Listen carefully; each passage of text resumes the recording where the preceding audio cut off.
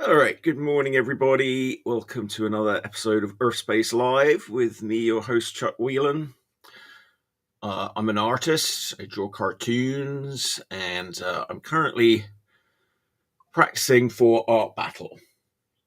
Normally, my co host, Dale Cipperley, is here with me.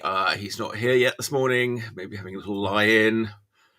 Even though this is my last session before Art Battle. Maybe he wants to leave me to do it on my own. Maybe this is like his way, or maybe like Yoda, he's like become one with the Force right before I have to really go and face my final battle. Oh, hello. Okay, I'm getting messages from the chat. They changed? Okay, apparently Restream have changed everything again. They do make it complicated. I've noticed lately the internet, where the internet at the beginning, things sort of worked, but nowadays like nothing really works anymore.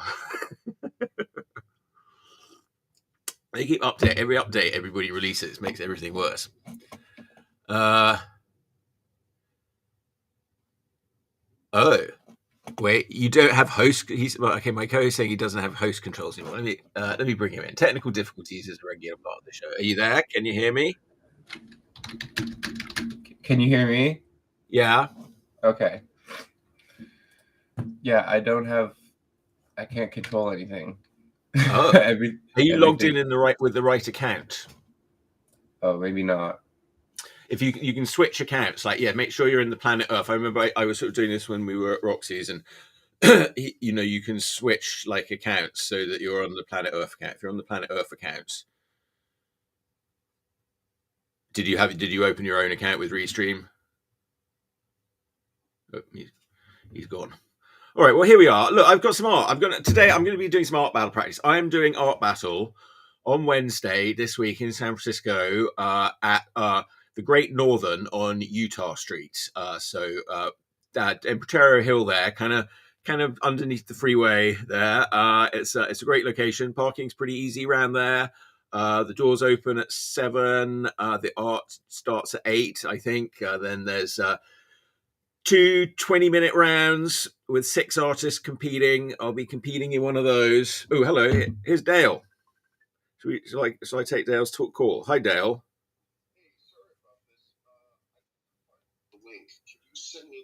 Oh, I got to send him the link again. It's in the messenger thread. The woman with the Chinese log. Wait, maybe I didn't send a link for this actual show. Maybe I just sent you the YouTube. Hang on. Okay. Hang on. Sorry about this. No, I'm sure it's my fault. Can you hear me? Yeah, I hear you. Okay, I think it looks like it's the same. I think I just wasn't on my host account. I think everything's the same. Okay, so it's fine. Yeah. Yeah. Okay. Right. I'm just sending Dale the link here.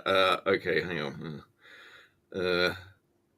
That's always easier said than done. Hang on.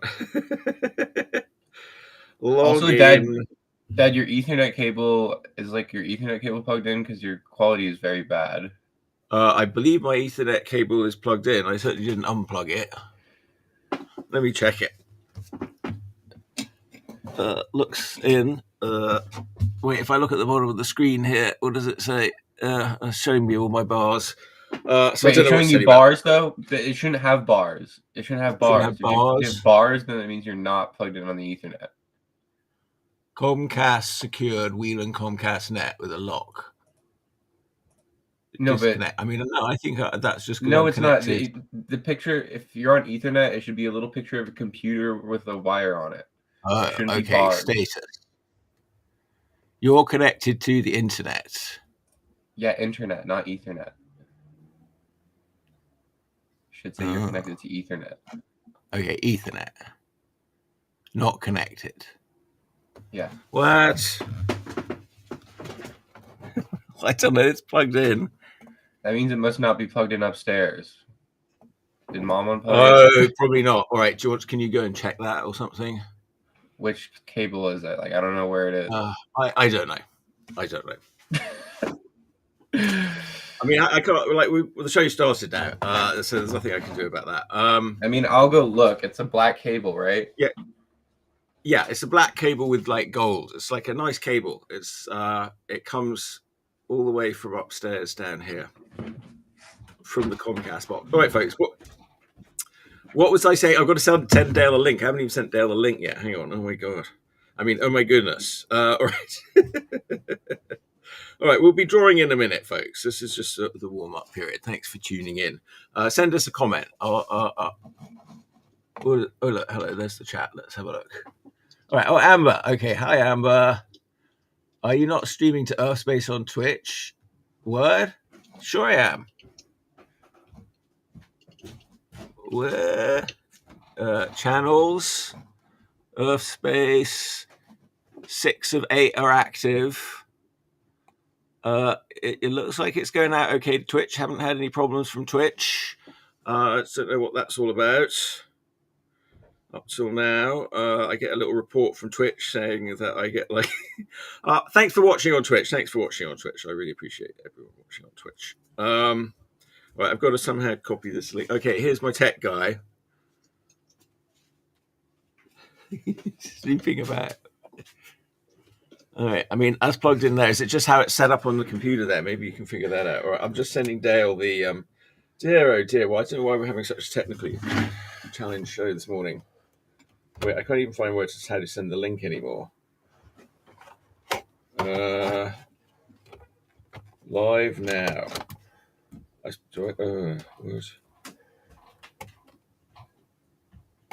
Okay, hang on.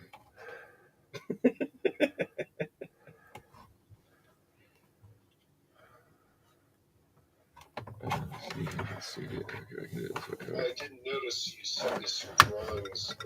These are the ones that you inked. Yeah, okay, this Ethernet cable is not very good. It's like unplugging and replug, like it's connecting and disconnecting as it's plugged in.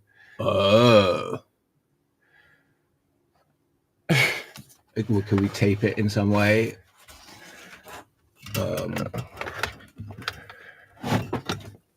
Hang on, Dale. I'm having a real problem here. I've got to... Okay, send you the link. Okay, here's how I do it. Okay, wait.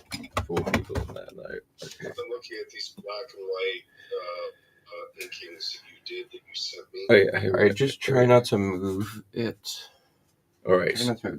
Okay, I'm sorry. Yeah, things do get knocked around a lot here. All right. Okay, so you're saying that I'm back on the Ethernet now? Yeah. Look. How do I see the little computer and not the bars? Yeah. Okay. Yeah. All right. So it's something to do with how that's plugging in. All right, folks. Well, we're learning. We're learning as we go. Like I've only been doing a show for like 3 years. All right. I've got the link for Dale now. Okay, Dale's about to join us. How do I get to Dale? How do I send you? Okay, there we go. Paste. There you go.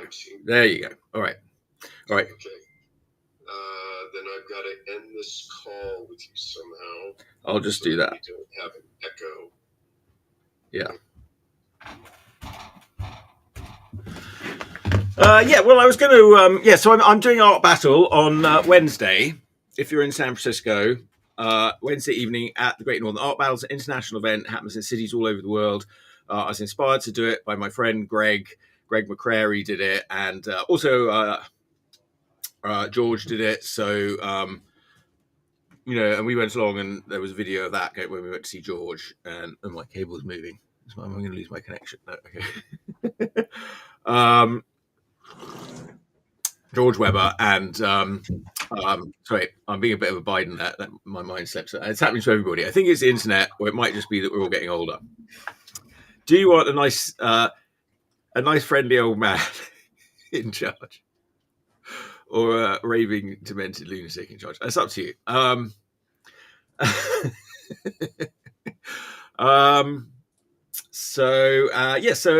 then this week I was doing some different art. And again, I don't know, like this bit got hard. Like, I used to be able to just drag it from here to here, and now for some reason I can't anymore. Have you figured out how to display this display order? What do you want to do? I want to make the art go into the big window now. And maybe we need to, and Dale hopefully will be here too. There's Dale. Here he is. Hello there. Yeah, there you are. You're in. So, but I still want to make the art in the big window if I can. Sorry for the technical difficulties, everyone. Yeah, well, it's these Restream app updates.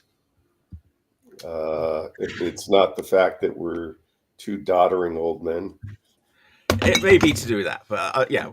okay, that puts that there. But how do you drag it into can't the drag main it window anymore? I don't know. They made it so you can't drag it. No. That was like a key feature of Restream, is that you could easily swap these freaking windows about. They're so nutty. Why do they update it? It works so well. It makes so well, and now you've made it a really hard and complicated and annoying product.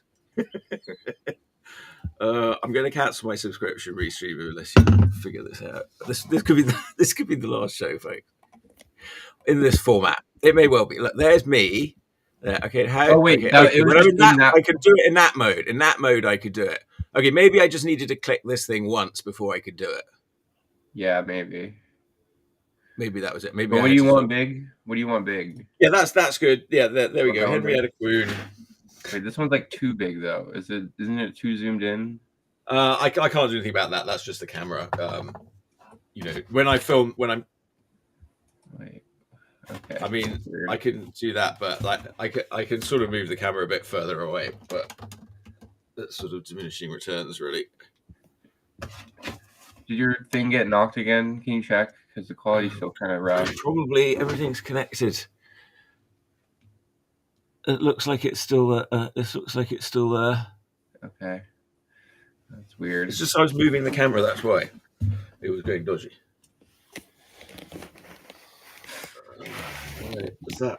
All right. Well, let's try and get started then. All right. Okay. Now, all right. So ignore the last. However long that's been, 11 minutes.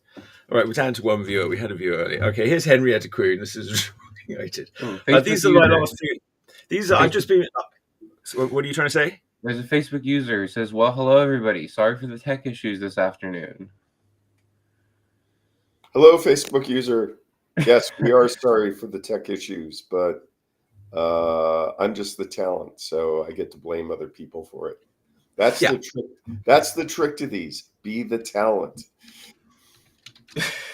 Well, I like to start the show. Like, I don't go charging in with drawing always. Sometimes I do. But I've got some things to show, some show and tell. I was really busy finishing up these last pieces for my next book, which is going to be called Astro Kitty in Urfspace.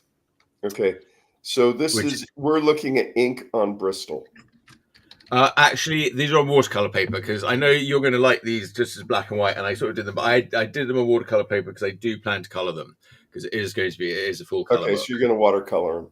I don't think it's going to be about 100. The book itself is about 164 pages. I don't think they need watercolor at all. I think the ones that you showed me, I think they work very well as black and white. Yeah, I knew you were going to say that, and I did them to work well as black and white, and I have scanned the black and whites. Okay. In case I can ruin it with a bit of watercolor. But my plan always with these is for them to be colored, and they're going to be colored and painted. And actually, you know what the secret though to doing a good painting is to have a good solid underdrawing in black and white. Well, it doesn't necessarily have to be black and white. It depends on the medium. Well, you know what? Yes, I don't know. There's different techniques you can use, but I found a technique where, it's basically, I mean, it always depends on the underdrawing. If you don't do a good drawing, you won't do a good painting. Okay. So, you've got to do a good drawing. You have to do a good ink drawing, and then you can paint on that. And yeah, your ink drawing should really define the black and white, maybe even be sort of even more chiaroscuro or whatever. But, I know how I'm going to use the watercolors on these, and they're going to, it's not going to be like heavy watercolors, but some bits, I'm going to work on the light effects a little bit and, do some stuff like that. And, I've got some ideas for the color, and these will recede a little bit. So I have plans for all that. So that's hot press watercolor paper. It's actually cold press. Okay. Really? Wow. Yeah. Well, it's sort of I call it medium. I call it medium press. It says cold press, but it's the Strathmore 300 series with the brown covers. Strathmore machine. Okay. Yeah. Because real cold press, the expensive stuff, is usually too textured to run a nib over. Yeah, agreed. And it's also got an extra pressing by having been through my printer, because I take my pencil drawing and then I print it in light red, which you can probably just about see in this. Or actually, I did it like I meant to do. I realized recently I changed my process in that I would do it more of a sort of sepia, a brownish sepia now for the undertone, because that, you know, that sort of goes in. Or, you know, you could think about it, if I really thought about it, I would choose the undertone based on, you know, the color of the painting. So okay. Well, I think they work in black and white. You're doing them on Strathmore cold press.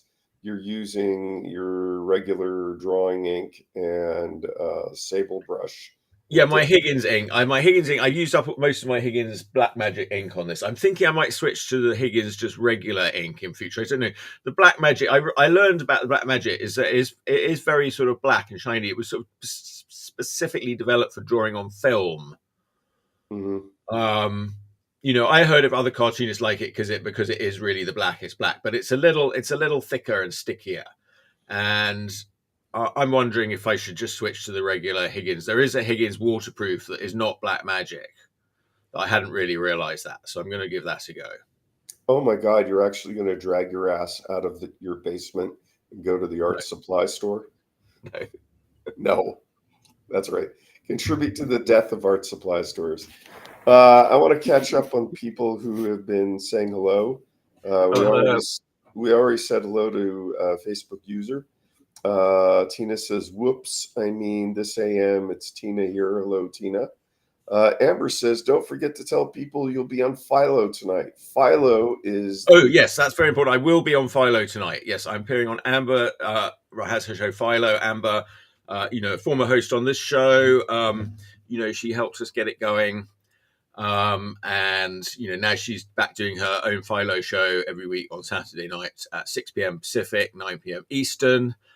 Philo is a ongoing jam comic featuring the main character Philo, and currently featuring the Beagle Boys, which actually I know all about the Beagle Boys, so I used to like Donald Duck comics.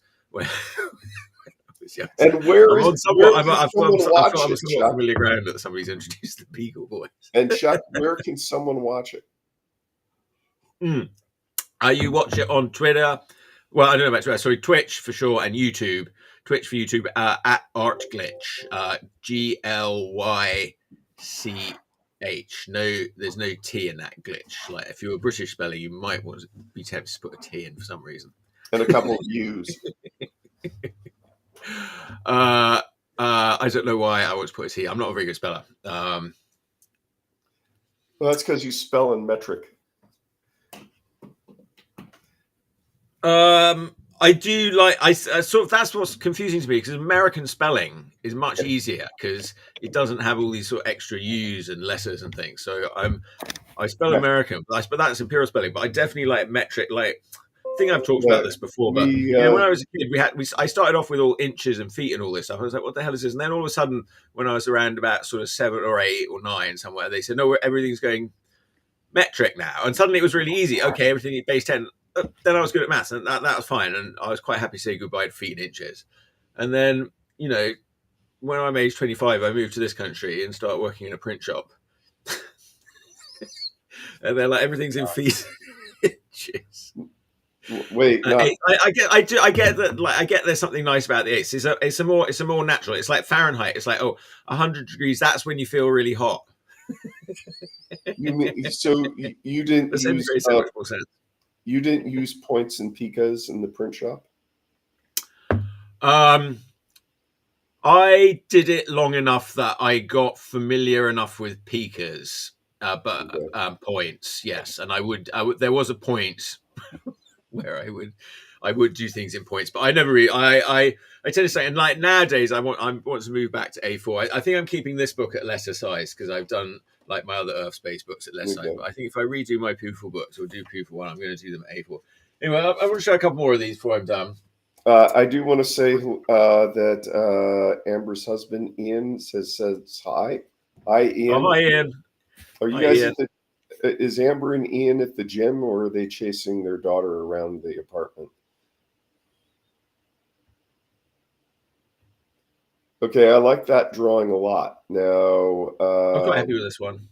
Yeah, it's really nice. It's I want to show you my original scribble, though.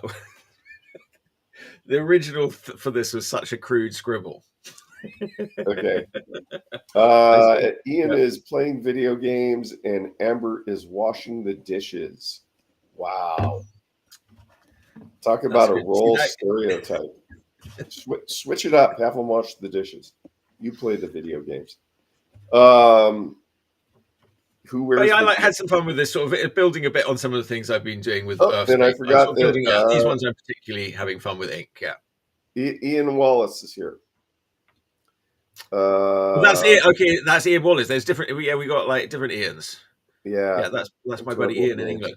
Okay, so tell us about this one that you are showing on the screen right now. We know what Ian's a lot responsible for me. I don't know. Ian got me into drawing a lot, and we used to look at anime and all this sort of stuff. So, he's one of those people that definitely got me motivated early on to do. Yeah, Ian is responsible for me being up at 10 a.m. on this show. You can say that. Yes. So tell us about the process for. No, stick on this one for a minute. Tell us about the process. Did you rough this out in the computer and then print it in red line on the watercolor paper? No, I do a pencil drawing in pencil with this one. Okay, you pencil that directly on the watercolor. With all of these. All of them are from. I draw sort of doodles in my sketchbook that are sort of often quite crude. Okay. They're not like this one in particular. I mean, I can't even show you how crude it was. It was so crude.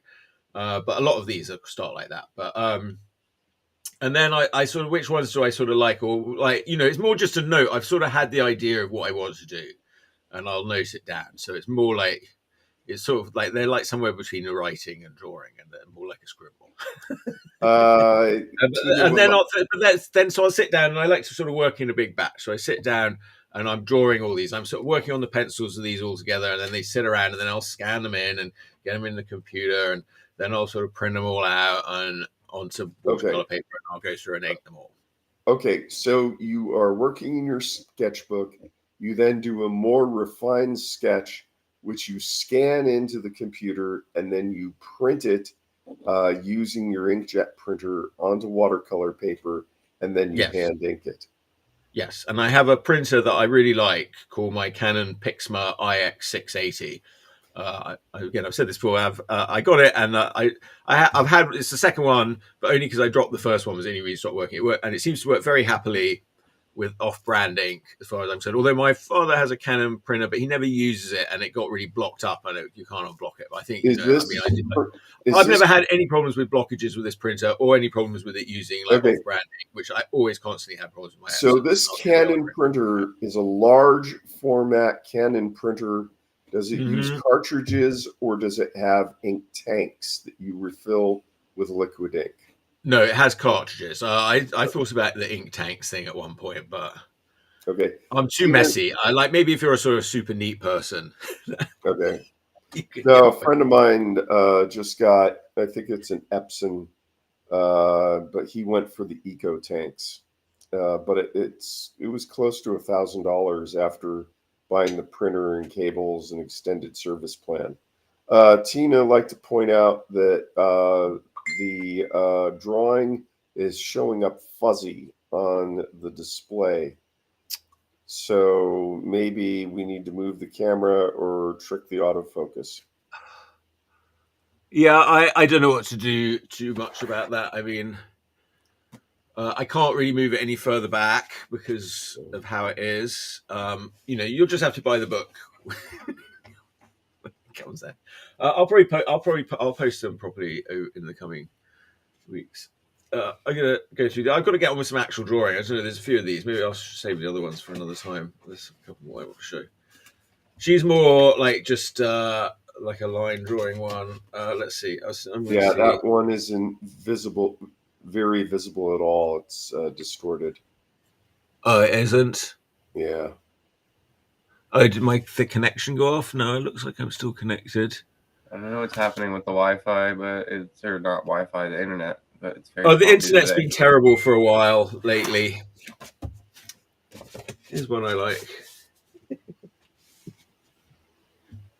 That I can see. That looks like you've been either reading Judge Dredd or Warhammer recently. Yeah. Well, I'm going to throw in a little bit of Tank Girl. Yeah. And your lettering is a few of my favorite things. What can I tell you? You know, you really should make a digital font of your font. But the point is, it's never the same. So like maybe you could do an AI. Well, that'd be a job for Nate Picus at Blambot to make a font, like an AI font that like changes from one letter to character. Waylon Sands. Yeah, that would require quite some mathematics, I imagine. Okay, I don't think any of these require color. Nate, I don't know. He posted something about the quality of lettering is going down in comics. I was like, well, I'm going back to hand lettering, so I don't know how that's affecting my quality. Bruce Rayburn. I don't think I'll ever letter to the quality of standard that he demands. Bruce Rayburn says, "Good morning, guys. Good morning, Bruce. Welcome to our waste of time." Hi, Bruce. Thank you. Yes, Bruce has a show, I know, on Sunday, I believe, at the Golden Bull in Oakland, Sunday evening, Bruce, and our friend Roxy. Loves Laughter, or Loves Laughter. It depends. I'm not sure how you pronounce it, but they're quite a fun band too. So they're all playing at the Golden Bull in Oakland on Sunday. Tina likes the idea of you having a digital font. Waylon Sands. Well, no, I'm doing hand lettering now. I'm going all analog. Or we can call it Chuck Vetica. Chuck Vetica. Okay, I really like this one. Yeah, this one I went to town with the inking. I want to do, when I do more comics, I do plan to do a whole lot of black and white stuff, and I'll do it on Bristol. These were just like, this whole book it's a sort of range of style, like Ashkin and Urfspace. It's sort of evolving from some of my most simple sort of drawings to more complicated ones and everything in between. And then I've done a few comics. There's a few pages of comics going to be in there as well. Like these sorts of. Now, this one that we're looking at,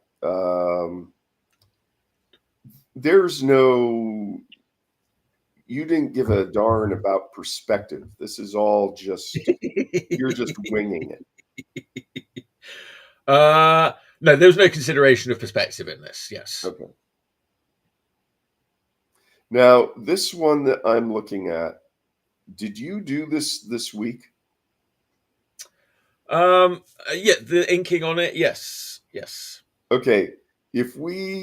How long would you say the sketch in your sketchbook and the rough take you total? Maybe okay, the sketch in the sketchbook took like 2 minutes. How long does the rough take?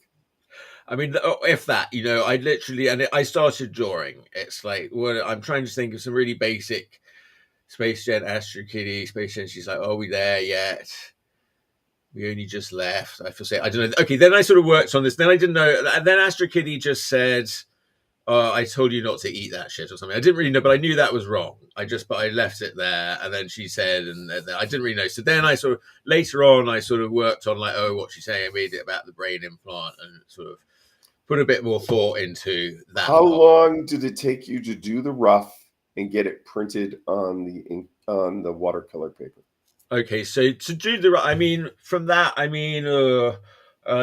that long to draw it. I mean, because I literally just sort of start drawing, and it was all pretty quick. Okay, how long did it take you to do it and get it printed out? I worked on the grid. I couldn't say, like an hour.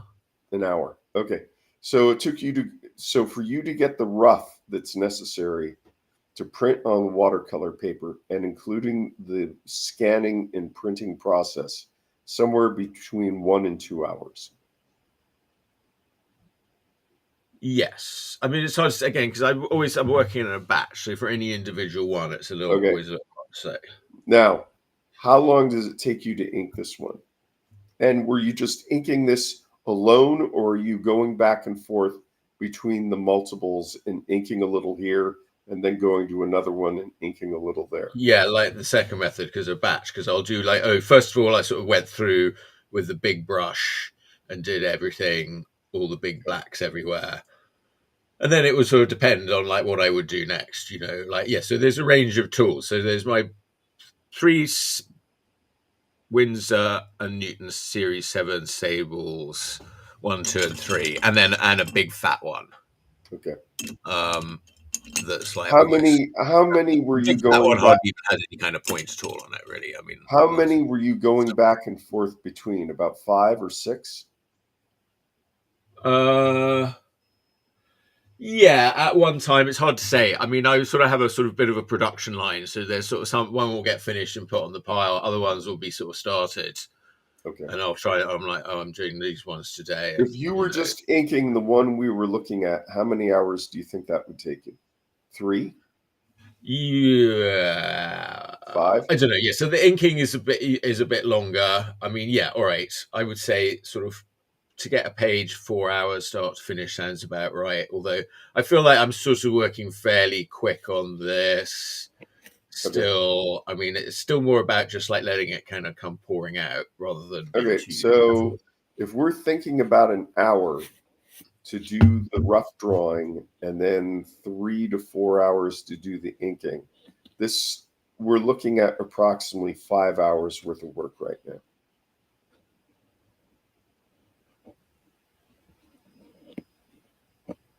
Well, if you want to quantify it like that, yes. I don't know. That's it. Seems maybe that's a little more than it was for this one, but yeah. Okay. No, I'm just saying this for the viewers because people look at this and they don't necessarily realize how much work it takes to do this.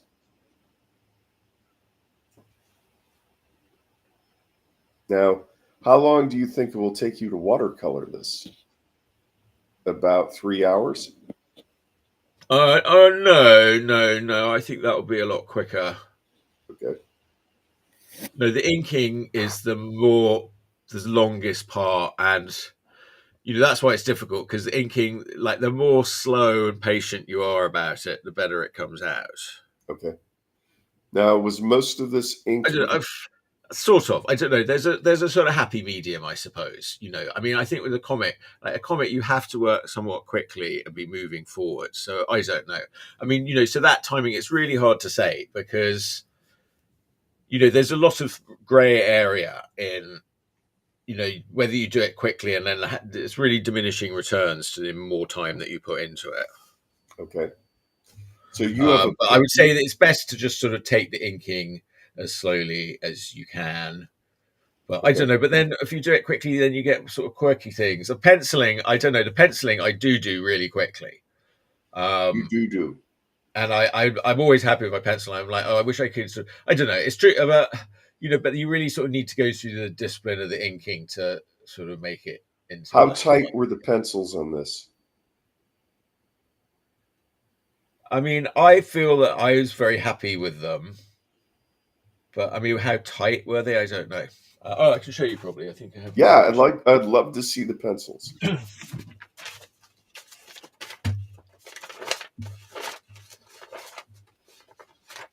Yeah, here it is. Can you see it? Barely. Yeah, it's just. Okay, they are relatively. The pencils, I can bang them out so quick.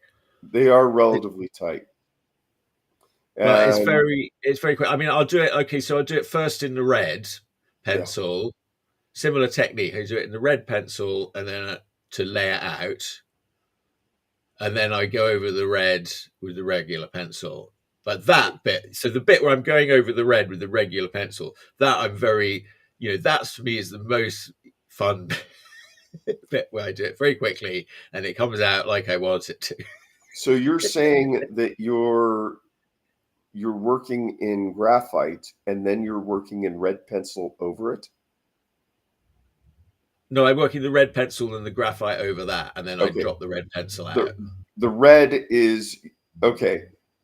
Most cartoonists, traditionally, they would work in blue pencil, and then they would do That was okay. I've discovered that red pencil drops out far more effectively in RGB and the red channel than a blue does. Blue always leaves a ghost. Okay. Red just vanishes. That's why you're using red. Okay, so you're doing your stick figures in red, and then you're tightening everything in graphite. You're scanning it into Photoshop. You're dropping out the red channel, which gets rid of the red pencil. Then you're doing a color change on the pencil to make it red, and then print it out on the watercolor paper. Yeah. And then you're inking over it. And then doesn't the red line interfere with the watercoloring, or does it all it does, and that's what I was saying earlier. Is like if I was so sensible, and actually I had switched a while ago, and I sort of forgot what I wasn't really paying attention, but yeah, I should have done them in more in a sort of brownish sepia is better for the watercolors. Okay. But as I was saying, you could probably even better would be to really think about what color you're sort of going to do it and then set it. But actually, even the red, like even where there's red in a bubble, I've realized now that you can just wash it away, like because it's so like the printer inks are so not. So the printer ink is water soluble. Yeah, it's very water soluble. Yeah, and I actually at one point I tried to sort of do it where I would print inks onto the paper, like so I'd ink and then print that, and no, there's nothing I could do. Okay. Makes that can protect them. I tried spraying on layers and layers of like fixed acrylic, and it didn't work. We have a viewer, Greg Beta, who's an old pal of mine. Hey, Greg. Oh, yeah, Greg. I know Greg. Hello, Greg. Greg's a fan of old English folk music, as am I. Greetings. He also likes strange British shows from the 70s. He leans a little more towards comedies, though. Greg is also an enormous fan of Archie comics and Archie comics. Yeah, I believe he's quite a collector of Archie comics. Yeah, and almost I would assume a historian in reference for it. Well, Greg, I'm glad you don't have anything better to do than watching us babble. Greg's also a cartoonist in his own right. He used to do a strip called, I think it was called Postmodern Angst. Yes, featuring Zeke and Goulash. Yes. Well, you do know Greg. We sat next to each other at 1 year at Comic-Con down in San Diego. Oh, that's cool. He was sharing a table with Alan, and it's a small I got to know world. them then. And I've seen him once or twice over the years. I run into him at cons. We used to trod the boards in the SJSU art department. That was a great building because wherever you walked, you could smell charcoal dust. Oh yeah, charcoal. That's very good stuff. All right, well, that's enough comics. Anyway, that's sort of where I want to do that. That's more a sort of sneak peek of what's next. But right now, I'm on Art Battle mode. Oh, God. I've got a few little canvases here, and I've got some new pens to try out. Yes, tell us about these pens. Wait. First of all, did you go to the art supply store, or did you order them online? Dale, I order my products online. I'm not a big shopper. I don't go to shops. I mean, you keep asking me about this. I recommend other people go to shops. It's different. Like I'm not. I know you see me here. I'm all happy and I'm on my show and all that. But it's quite difficult for me getting out and about for a number of reasons. You're going to take you shopping. No, I have a disability. I have a mobility disability. And it affects me in various other ways. And when I was young, I liked the Osborne Book of the Future, and it said that I wouldn't have to go shopping into the shops anymore. I would be able to sit on my television and do my shopping. And I like that idea, and that's what I do. I don't. This is no disrespect to retailers, people who run shops. That's lovely for people that are more able-bodied. For me, like a trip to the shops is usually quite awkward and difficult. Okay. That's why I want to take you shopping. Yeah, I know. Okay, I can. I never get to use those placards. San Francisco is a good city to live in that regard, in that it's quite easy to get around. And London's like an obstacle course for me. It's very difficult. I should probably, I'd be probably happy somewhere in the Midwest where everything's just very flat. No, you wouldn't. So I might move to St. Louis. My friend Greg's moved to St. Louis, and I don't even know if I'm saying St. Louis or St. Louis. Oh, here's Tina's phone. What's that doing here? Wait. Are we talking Greg MC? Yes. Yes, he moved back to St. Louis to pursue his dream of becoming an actor. Yeah, you mentioned that. No, I'm sorry. I'm just being facetious. I like to say that, but he was getting into doing acting and stuff like that, and there were some acting opportunities for him there. And he was doing some cartooning. He was back doing like caricaturing of people, which he's very good at actually. And he did some really great ones. Now he's back there, so I think he's got family there. He's likes his family. He's close with his family. It sounds like it sounds like a good town. I don't know. Maybe I hope to go visit him there and check it out. Okay. It's outside California. I don't think I will. We'll see whether Tina says that's Sam's phone. Anyway, so he so he got me inspired to do Art Battle because he did it with a cardboard box or his OGTV, like a television set on his head. He's Mr. OGTV, and he did it there. And I was like, well, okay, I want to give that a go too. And then George Webber did it, and he had to go. And that was good. And I thought, well, I've really got to step up to the plate here. So, all right. Now people responsible for me getting up at 10 a.m. Thank you. Yeah, and I'm making Del get up at 10 a.m. I don't know. That phone is Sam's phone. Let us know, viewers, if there's a better time you'd like in the show, because this is because literally Art Battle. Maybe one day he'll acknowledge you, Dale. He doesn't listen at all. Hey, Sam, that's your phone down there, according to your mom. I know it is. I'm paying attention. All right. I've got 3 new pens here to try. Pens! Pauline and her pens. Who knows about Pauline and her pens? Who's Pauline? Don't know about Pauline and her pens. The League of Gentlemen. That's a British show. I think it's sort of... God, even that's getting old now. All right. I've got 3 lovely pens. I've got a Sharpie paint. What? Sharpie paint pen, medium. Oil. Oh, that's an oil based. All right. Wait, I thought I got water based. Ooh, you don't want oil based. No, I particularly ordered water based. That's very cheeky. If you've gone to the store, and Tina says, "Thanks for being on the show, Dale. We love you." All right. Well, I might try one anyway, and I'll send it back. Tina, express my love by not killing your husband. Do you think that I won't be able to paint over it with acrylic? Yeah, I would test that one. I would not. We're going to test it. All right. Okay, I got a Sharpie brush permanent marker. Okay, that sounds interesting. Okay. That's a nice nib. Yeah. And I got a Faber-Castell Pit Artist Pen Big Brush. Now, are those foam nibs or are they actually synthetic bristle?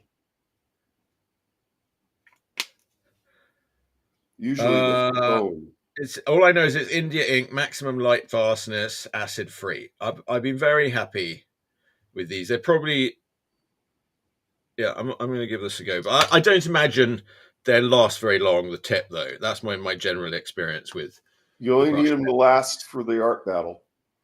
Yeah, it's only got to last for one. So I've got one to try out today. So I want to try out each of these. I'm going to try them on a small one off the bat. Now the art battle's Wednesday. So can you get more of those delivered before Wednesday? I have some spares. Okay. Now, are you going to try them out on a canvas board, or are you going to jump straight to a canvas? I'm going to go straight. I'm going to practice these on some little boards. We'll do some little 10-minuters. Why don't we do that and then put an acrylic wash over it to see if it smears? Yeah. Do we need Sam to bring up 10 minutes? Do you have reference? Need it? Yes. Well, I do have printed reference, but for these little ones, I prefer to try just have a little go. Well, I don't know, I've got some good ones here.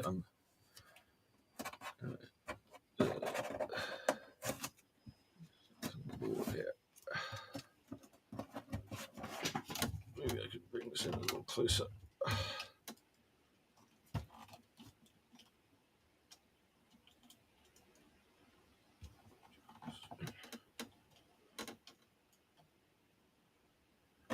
One day we will have the production values of a girl showing herself naked on the internet.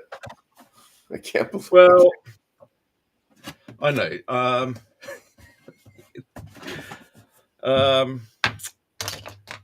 All right.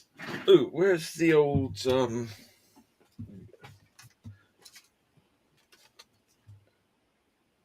Well, I do have my printed reference here. Let's see. All right, yeah, there's a few here that aren't really going to work for art battles, so let's just try these out. For those of you that don't know, Art Battle will be a live 20-minute performance on stage where artists will compete to do the best painting in 20 minutes, and you can bring up printed photos or drawings to use as reference while you're working. You can't have an underdrawing on the canvas already made. You start with a blank canvas. Which one is this? Is this the Are we starting the timer? Start, Sam, could you start it, please? This is the Sharpie paint marker, paint pen. Is it the oil-based one? Yeah, annoyingly, it's oil-based, even though I very carefully ordered the ones that said they were water-based. The one I told you not to use, you're using. Well, this is the one I'm using first, because this is the one I'm least optimistic about. Okay. And this is supposedly a brush nib. No, this is just a paint pen. Okay, because I can tell you right now, looking at it, you've got one line width. Yeah. Yeah, this is more like a single line width thing.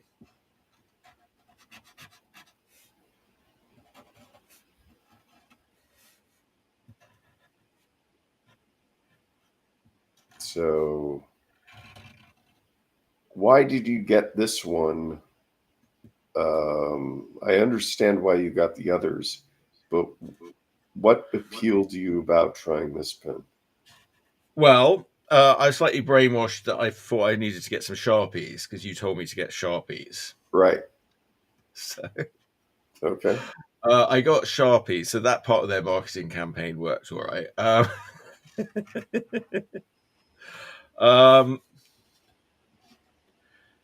What can I tell you? It was a Sharpie and it was a paint pen. That's why I got it. Okay. But I was willing to get a few different things. I really think the Pitt one is probably the one that I need. But you told me that this week I needed to get some different materials. Yes, so yeah. Well, I'm going to come in with my other pen for that. I think because that's not even. I think that you should experiment with pens that are going to give you more line variation on that scale. Yeah. Because a lot of your cartooning relies on brush and dip pen, and you can see how the live line improves your cartooning. All right, but I actually quite like to use the speedball dip pens, which don't have a lot of flexibility. I did for a long time use the more flexible nib ones and try to get, but I don't know. I can get quite a lot of flexibility with the speedball, but basically the speedball, you change out your pen and you can get a thicker one because the amount of flexibility you get out of the pen. All right, now that's all very well. I now need to get my paint marker.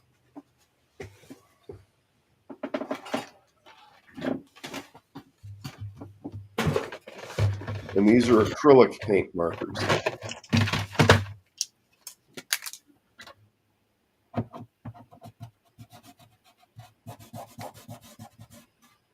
This doesn't seem to really care that there's oil underneath it. Okay.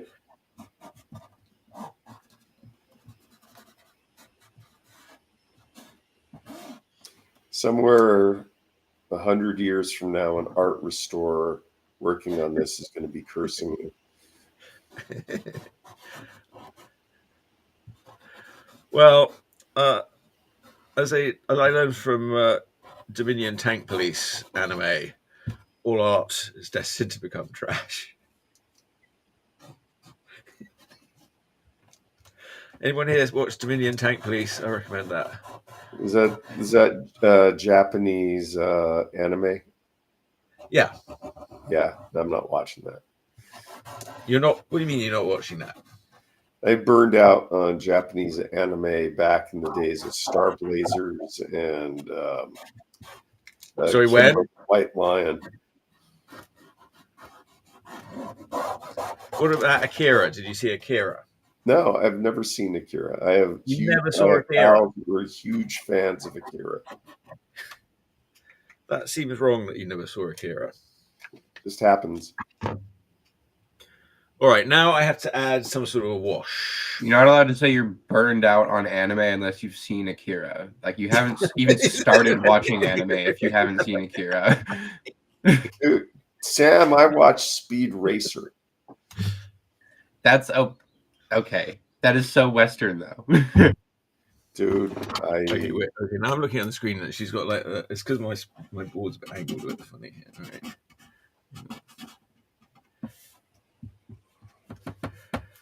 Oh, I did watch Sailor Moon. For a while, Sailor Moon was like super hot in the Bay Area. Okay, you're a grown adult. Yeah. I mean, okay. Dale, if you can name one anime that's not tailored for Western audiences, I'll believe you. It was something. I know. I can't talk. I've never I seen can't remember the name.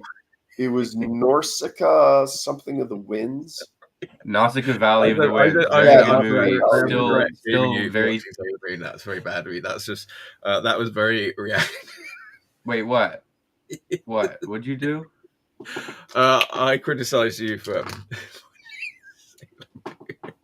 That's the pot calling the kettle black. Sorry. No, it was weird. I was at a video rental place and I saw the cover and I bought it. And it's a great flick, but I'm just not into anime. When you get raised on Warner Brothers, and Fleischer, the anime just doesn't fit well with me. And Greg's yelling at me saying Dale needs to watch Studio Ghibli films. Yeah, well, what about Studio Ghibli? No, isn't that like the guy who isn't that the one that came out with like the cat bus? Yes. Yeah. You don't think cats should be used as buses? No, I'm morally opposed. You have 3 minutes and 20 seconds. Have you not seen that film? Have you seen Totoro? Have you seen My Neighbor Totoro? No. Okay, so you haven't seen My Neighbor Totoro and you haven't seen Akira, and you're writing off anime because you watched Sailor Moon and Speed Racer. I never even really watched The Simpsons, to be honest. I admire it. I admire the success of it. I think Matt Groening, he really knocked one out of the park with that. And then, oh God, what's the name? Matthew Eyman has a new animated show based on his Exploding Kitties. I think it just started on Netflix in the last couple days. Okay. Now that I admire. Tina's saying, like, Exploding Kitties is fine, but cat buses are out. Well, supposedly in this Netflix series based on Exploding Kitties, God is turned into a cat for not caring about his reality as some sort of punishment. Tina says Ponyo is one to watch. I assume that's oh yeah, Ponyo. I love Ponyo. An animated movie. Amber is still here. I am waiting for Amber to yell at me for not watching enough anime.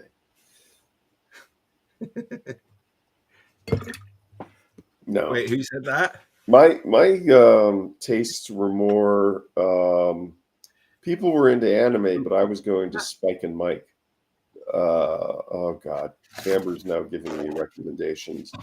Miyazaki. All right, hang on. She gave me the name, I assume, of an animation studio or an animator, which I would assume would be a Sticky Fish.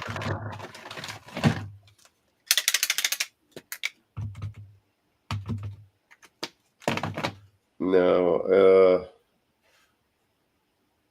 I liked Ren and Stimpy a lot. And of course, we all did. And did we? I wasn't that big on it. It was all right. And now Amber's telling me I need to watch Akira. What I'm afraid is sorry, I was mixing up Ren and Stimpy with Animaniacs for a bit. Ren and Stimpy was all right. Never got into the Animaniacs, except I do know that some of their songs were really good. Those lips come out weird. Oh dear, what have I done? This one's not come out well. No, but all you're doing is testing the pen. What do you think of the pen? I didn't mind the pen, but I've really done something weird. Is the acrylic smearing any of that ink? Yeah, I'm just going to come over the top and really mess it up a bit even more now. Really, what we're doing is just testing the materials. All right.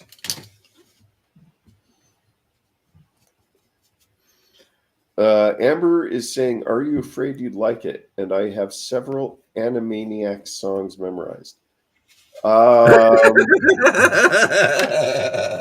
Yeah, people like Amber should be able to watch Animaniacs. Time's up. Oh wait! I was just gonna. I didn't like the character design of the Animaniacs. Animaniacs. That's why I didn't get into it. I mean, it sounds stupid, but I watched it a little bit. I learned enough so that I actually used the term "hello, nurse."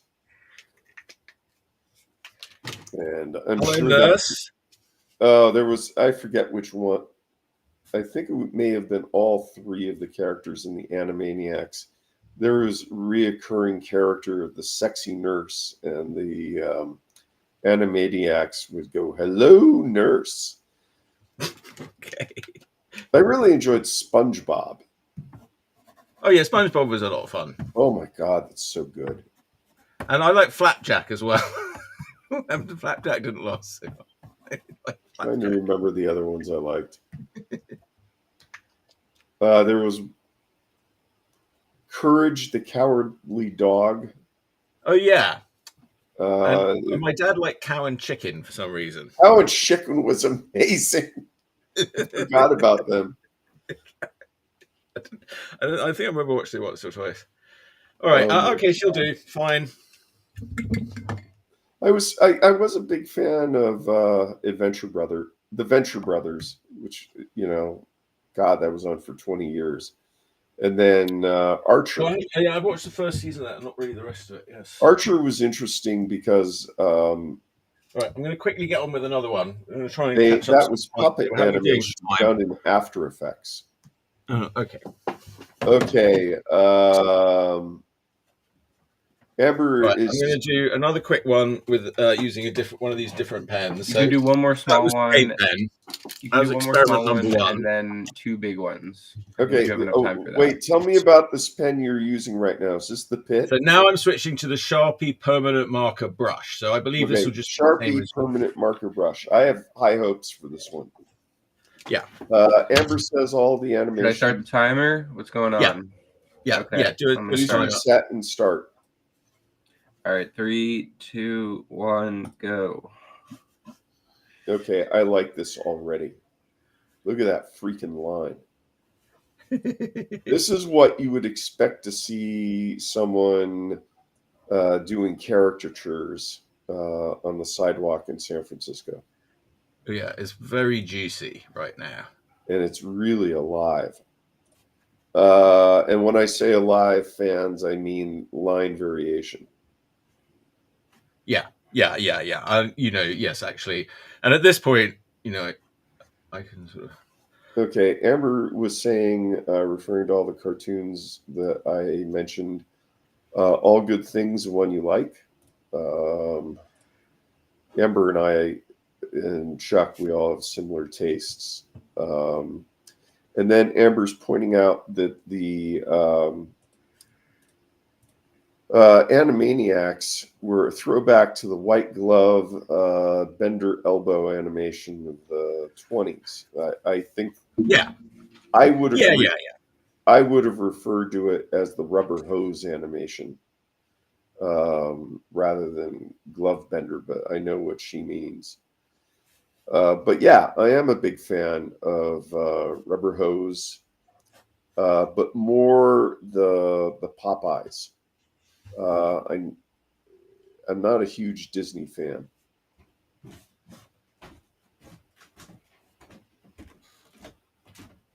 Just watching you do this right now, it gives me a Vaughn Baudet and Mark Baudet vibe. Okay, well, that's good. Well, she's kind of like that sort of a character. Oh my god, it's crazy bra.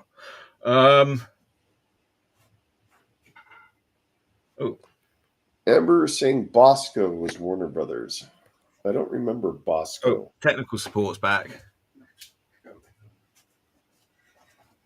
Oh my! Oh, that's your phone. All right, I wanted your phone. They only said it about 3 times. Sorry. I can't hear exceedingly well or see. No, the Animaniacs look like Bosco. I got the impression, Amber, the Animaniacs reminded me of Oswald the Lucky Rabbit. Now we're getting really obscure if any of the youngsters are watching this. Well, yeah, so Oswald the Lucky Rabbit was the character that Disney was making for another studio that he didn't have ownership of. Is that right? And then they wanted to do like their own one. Yeah, I think actually Disney now owns or they license Oswald because I think you can get from Disney. Well, he's out of copyright now, surely. Oswald merch. Because he's older than Mickey, so he's older. Yeah. He's public domain. What saddens me is that the Jeep really didn't take off. They only used him in a few of the Fleischer Popeyes. The Jeep should have been a bigger character. Wait, really? I thought the Jeep was like one of those sort of great gazoo things that they brought out when they were running out of ideas. The Jeep is actually a very interesting character. He is described in the comic strip as a higher dimensional being. Yes. Amber sent me a message. Okay, she's sending me pictures. Oh, okay, now I remember Bosco. Yeah. Bosco from Seinfeld. Yeah. Amber, gee, I wonder where that character design came from. Oh my God. Well, we've talked about the origin of the white gloves on various old cartoon characters.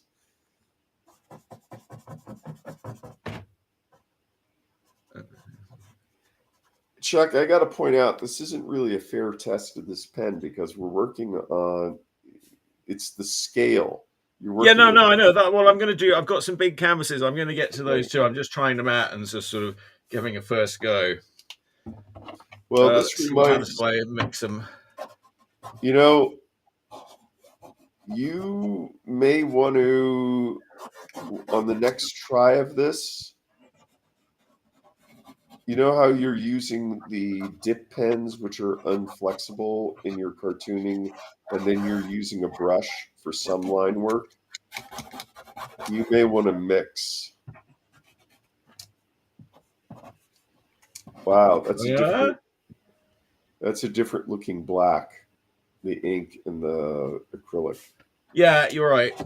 Well, I just needed to see how it was going to go together.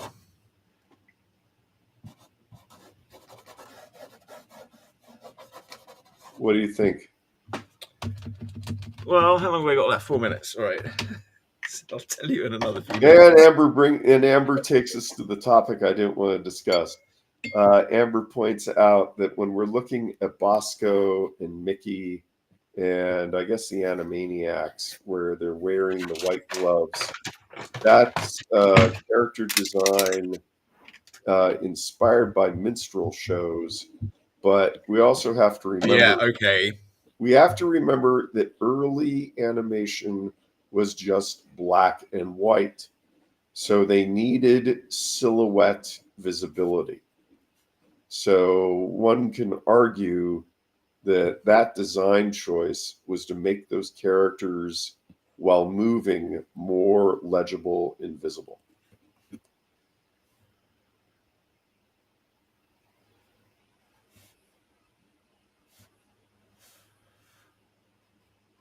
Sure. That's my story, and I'm sticking with it. I keep meaning to get those. You can buy big white cartoon gloves that only have the 4 fingers. And I keep meaning to buy some. You can wear them with your gorilla suit. I think, oh my God, that's such a good idea.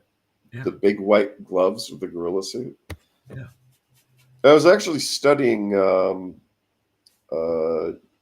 what's his name? It's George. He's like one of the classic gorilla suiters. You saw his gorilla suit everywhere. Okay.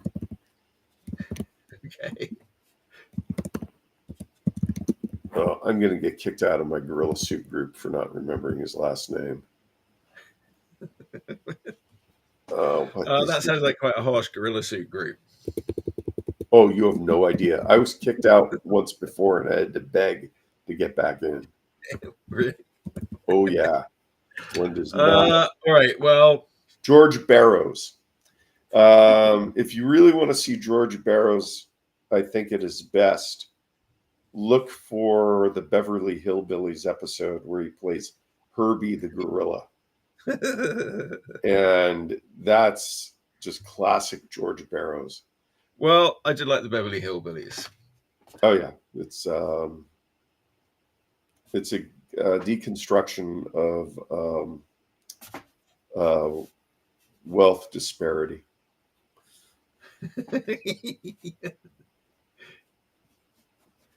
Well, he's a hillbilly who discovers oil on his property, and so becomes rich and moves to Beverly Hills. Yeah. I was addicted to the show as a kid. That's because they reran it, I think, like 3 times a day, like Star Trek. Uh-huh.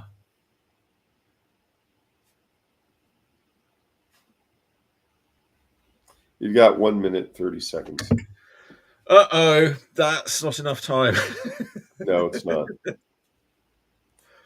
No, but it was really interesting. I was looking at George Barrows' suit, and the interesting thing is his suit elongates the abdomen, so the bottom of the abdomen of the suit rests on the middle of the thigh of the wearer.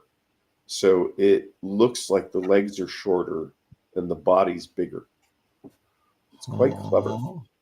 And the problem with my suit compared to, well, my suit isn't set up like that for the legs, but also you need to have a much larger head mask than what I have. The big head makes the gorilla read as an animal. Oh, I see. Yeah. The gorilla masks that you get with the cheapo suits are just too small. Okay. I'd like to build a gorilla suit one day.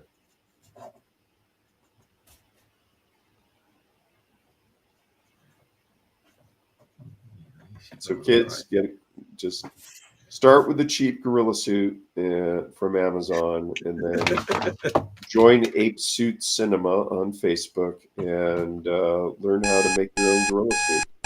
Okay. Yeah. Okay. I gotta tell you. Well, okay. Oh, she looks slightly better on the screen than on the real life. All right. I'm not that happy with her, but I had a feeling that one wasn't going to come out that well. Why? I think probably the pose was like, it was kind of a crazy model. It was a bit difficult. What do you think of the pen? The pen was fine. It was a little uneven. It was like at some points it was quite juicy, and then it seemed quite dried out. Okay. But overall, it wasn't bad. I got a feel for it. Okay. So I'm going to do one more quick one. I'm going to keep barreling on with the other pen. Okay. That drawing has more life to it, but it looks messier. Yeah, we'll look at them. We'll look at them together at the end. Okay. All right. One more. Amber's not talking to me. Can we talk about We talked about minstrel shows, and she's abandoned it. Can we stop talking about that? I don't know. I don't approve of them. I mean, this Eddie Cantor show was on the other day. I thought, let's have a look at that. It was quite nice. And then all of a sudden, he comes on blackface, and everybody's like, clearly that's the moment everybody watching the movie was looking forward to. And I was like, what the hell? I mean, how? No. Okay. I mean, I understand, but no. I mean, we don't need to be finding excuses for defending it.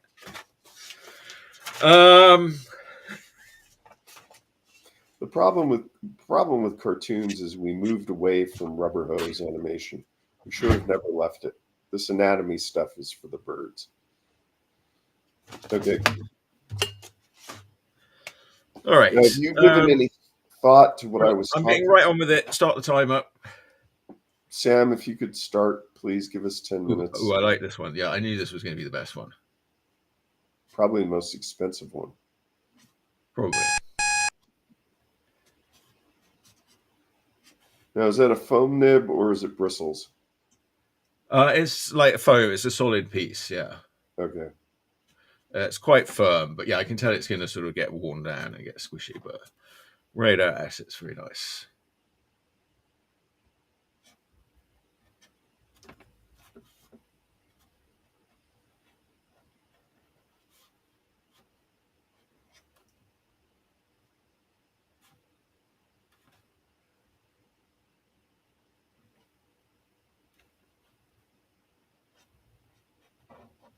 Question is, will that read when you use it on a larger canvas? Yeah, I think it will. I mean, I'm having to be sort of fairly delicate with it on this smaller canvas. Okay. You don't have time to be delicate during the art battle. No, I know. So, that's why I'll probably go better on the bigger canvas. But let's see how we do. I wonder if Flax has those, or Dick Blick.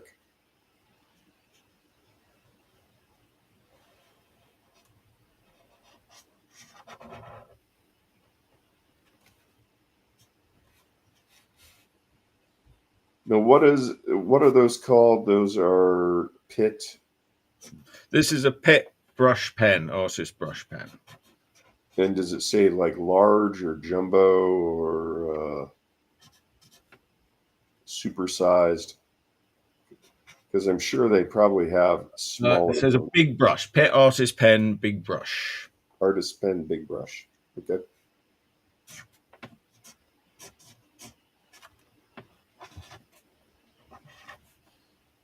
Should I call Flax to see if they have more? Well, if you like.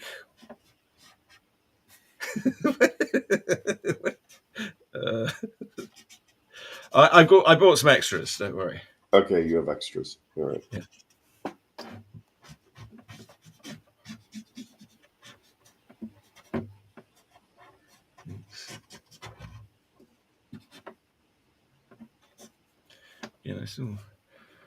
Yeah, these are good for doing the drawing, but then you're still going to need some black to do fill-ins. But the black's going to match better. I can't tell yet until you put down some acrylic.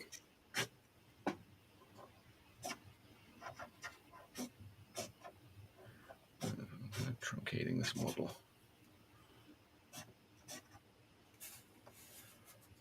Mm-hmm.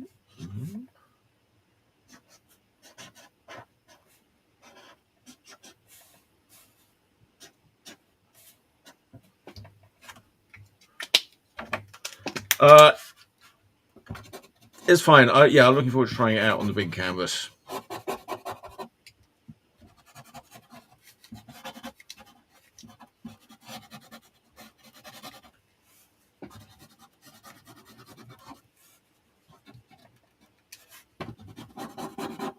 I know we're working on a small canvas board right now, but man, this is fast.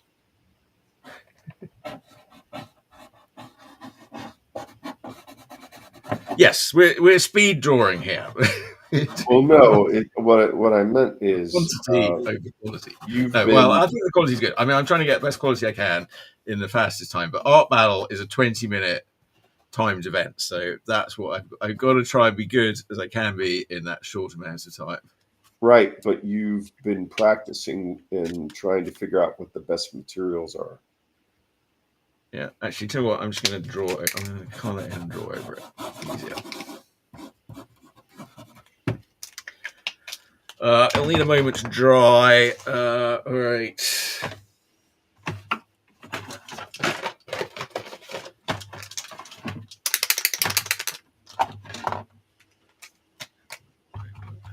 Method for this. I can't believe this is the last show before the art battle. I know. Put so much work into this. Well, I guess so. I mean, it's been fun. Yeah, and Way to spend a Saturday morning. I deserve a lot of credit for this. Yeah. Couldn't do it without you, mate, buddy. Yeah. Good. But, so, then I just start talking to myself and it gets quite weird quickly.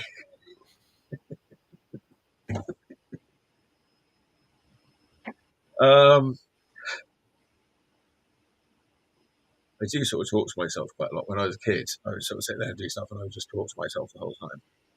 I think a lot of cartoonists do that. That's why I like that show, the Ted Knight show where he was the cartoonist. They had the British version. Too Close for Comfort. Too Close for Comfort, yes. Oh, God. That's basically my life because he had his sort of older teenage daughters doing that. So I don't have daughters, but I have my son who helps run my show. Every 10 years or so, they tried to do a sitcom about a cartoonist, and it crashes and burns. Bob Newhart had one. The show. He was a cartoonist. I don't remember him being a cartoonist. Yeah, I think it lasted. There's Caroline in the City. Year. And I think the guy who was on Night Court had a show like that.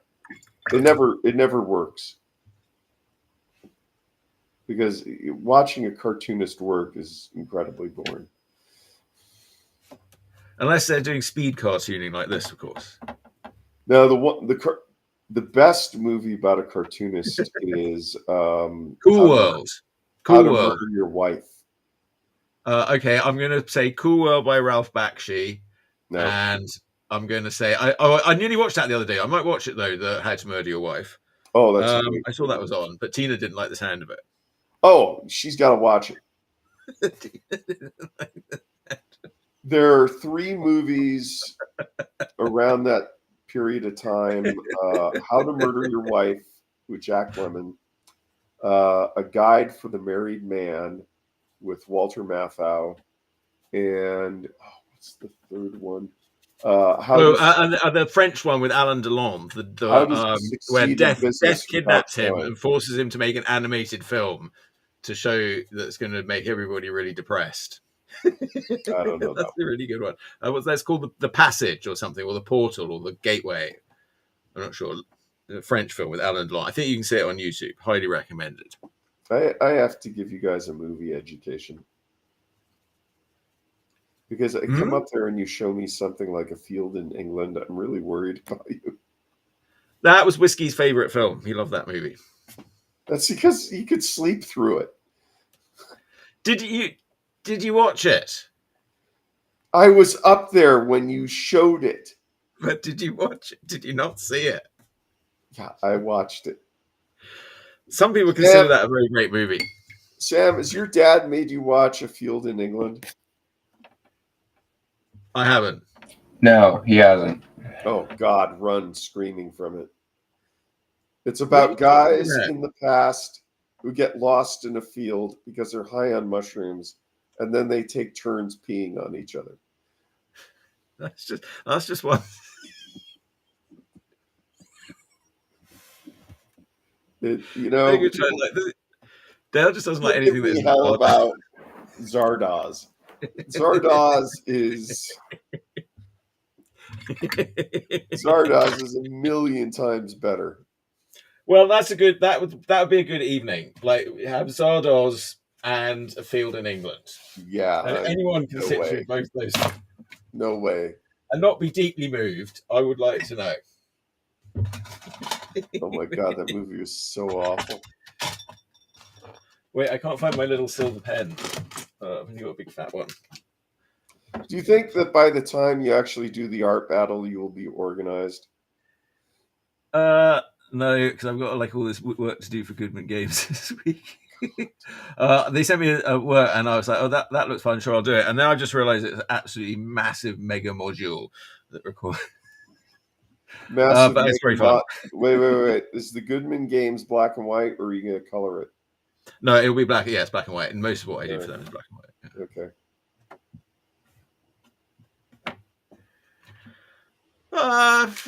All right.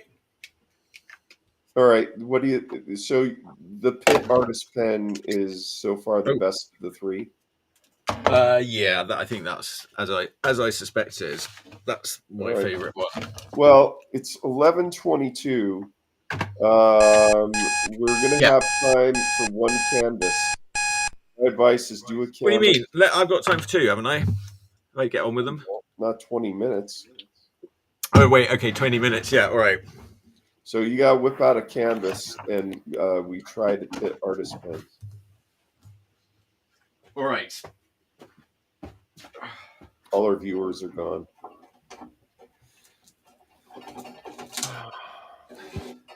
What are you gonna do for lunch? All right, battlefield conditions. Yeah. And remember, don't burn out. You still have Amber's show tonight. Amber's show is Philo at 6 p.m. on Twitch. Look for Art Glitch.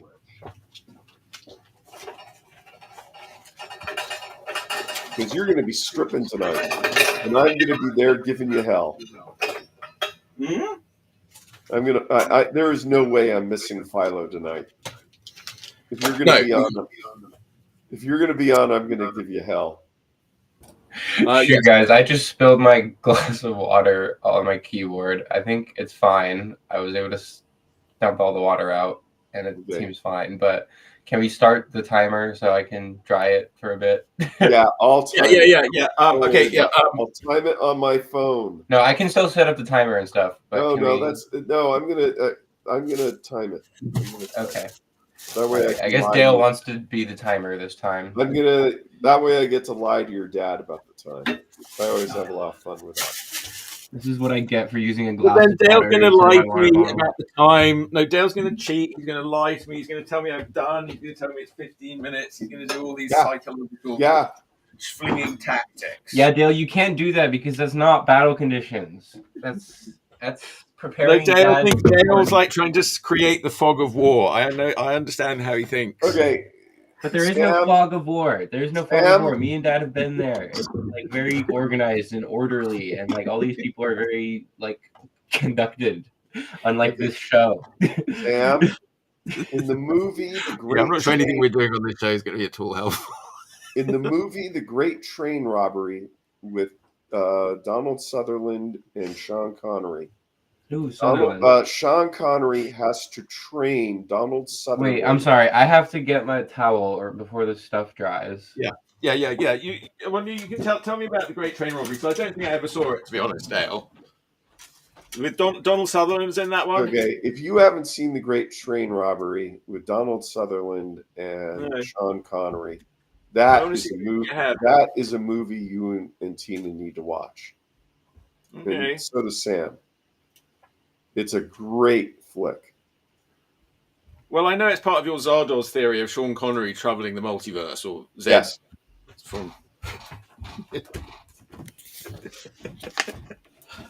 All right, let's see. I've got to pick a model here to do. All right, let's see. I've got a couple I've got particularly planned for Art Battle, but I'm saving them for Art Battle. Remember, this is just to test how the line shows on the canvas, and just to see how it interacts with the acrylics, and also to find out how much of the nib you wear off. All right, well, there's a couple that are slightly more difficult. I'm going to try this one. I can't believe that Sam. I'm going to have to give Sam a primer on computer tech support. I saw every spill possible when I repaired Macintoshes. Okay, let me know when you want to start. All right, I'm ready. Let's get going. Start. You have 8 minutes left. Starting that right away, are you?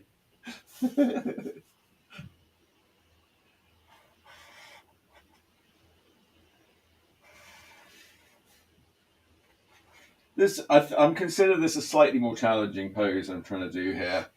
The ones I've got selected for Art Battle are actually going to be a little easier. But I'm saving them for the event because I don't want to do. I want when people come to the event, they're going to see something new. The people coming to the event are going to be drinking. They will not care.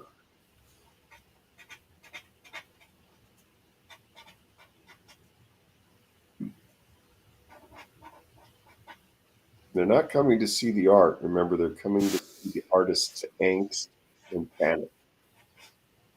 Well, they're coming to see their friends who said, like, come and support me in Art Battle. I would support you in Art Battle, but I unfortunately am unable to attend.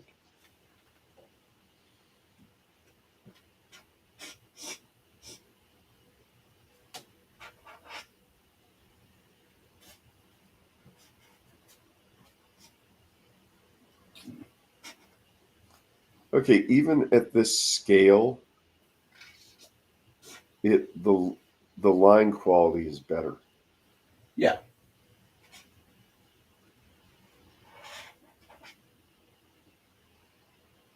You're going to have to go back and thicken a few places, though.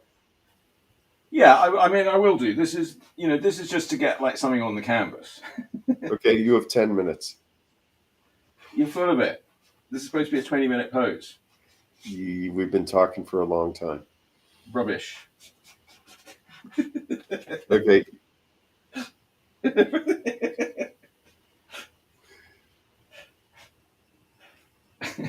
Well, the thing is, this is like, I need to watch the Eiger Sanction again. But this is like. That's a great movie.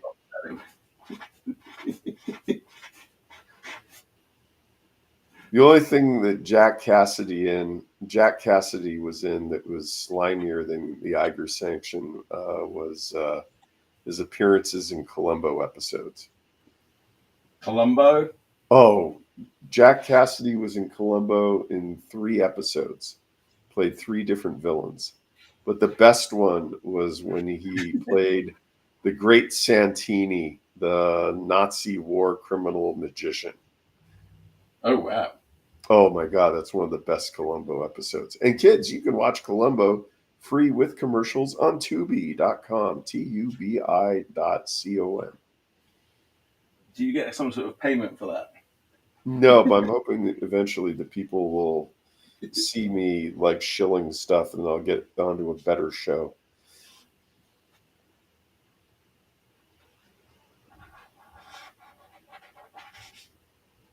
Remember, it's all about the merchandising and the product placement and the ads. We need a sponsor.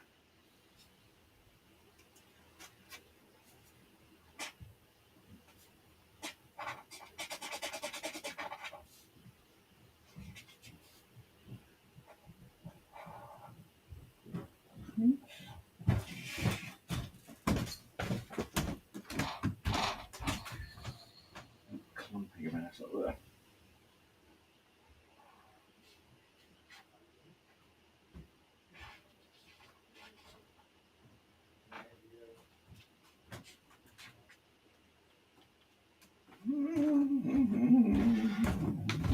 Now, have you given thought to what you're going to wear? Are you going to wear your punk pants? Yeah, my Malcolm McLaren pants, somebody called them the other day. Okay. And what are you going to wear as a top? Well, I'm going to wear one of my Urfspace t-shirts, probably. Okay. So you're not going to wear your Dick Blick apron? No, I wasn't going to wear an apron. Well, the thing is, the reason I was I'm going to try and look as sort of needing an apron, because that's the whole.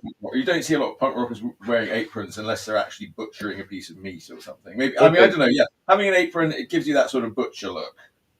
Well, the reason I was suggesting the apron is all of your markers could go in your front pocket. Hmm. You're going to be using a lot of markers. You're going to be using a lot of markers. Where are you going to stick them on the easel? I'm going to have a very specific set of markers. I won't be mucking around because I'm going to these are the drawings I'm doing. These are the colors I'm taking. You got to figure that out before Wednesday, and you're going to have to figure out where you're going to put them. I've got it all figured out already. Because if they fall and roll off the stage, you're out of luck. Because some groupie will keep your art supply and not give it back to you.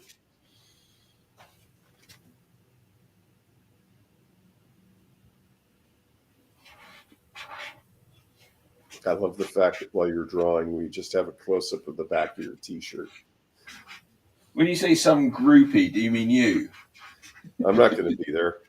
You're not going to be there. Thanks, Dale. I'm not going to that petri dish. Cheers, mate. Okay, that's pretty cool. And wait, where's my flat black gone? There it is. That's really, I like the line work. It's alive, and you're definitely channeling Mark Baudet. Well, I wasn't channeling Mark Baudet, but all right, I'm glad it's reminiscent. I did watch Wizards again the other day. Oh, I haven't seen that since it came out. I should get it. I'll watch that anytime. Emma's here. Emma says, hey, glad you showed up late, Emma. You missed Emma, yeah. Well, you made it. Missed us rambling like idiots.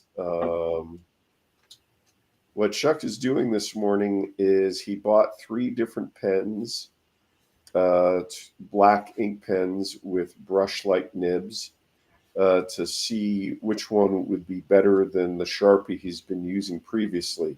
The idea is to give his line more life by having a pen that has a more brush-like nib. And the pen he is deciding on right now for the art battle, it seems, is the Pitt Big Brush Artist Pen. That seems to be the one that's winning out. I like it. It's staying nice and dry, I think. I also think it more accurately represents your style. Yeah. Thank you. Now, didn't I badger you repeatedly to look for pens like this? Did you what? Didn't I badger you endlessly to look for pens like this? Somewhat, yes, you did. But that's just a final. You told me last week we decided I was going to look for some new pens. Pens! Pauline's pens! It's always about pens. Emma is looking at your work and says, nice. And I have to agree with her. This is well done. I just wish I could watch you draw it.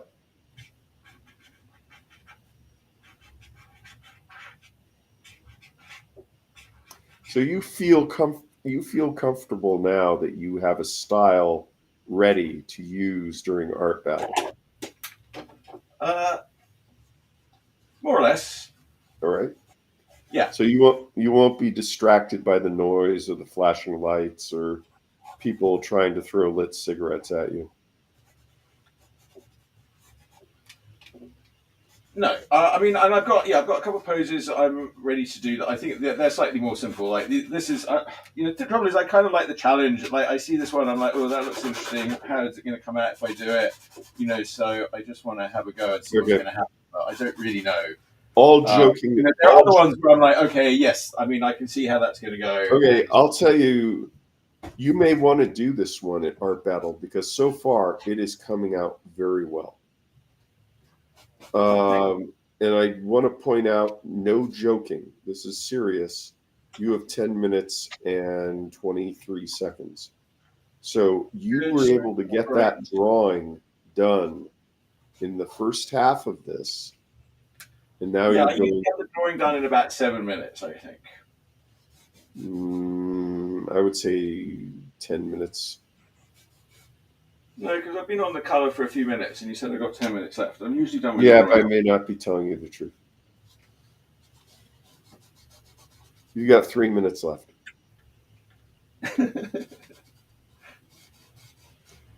If anybody would like to apply for a non-paid position as a co-host, Yeah, please.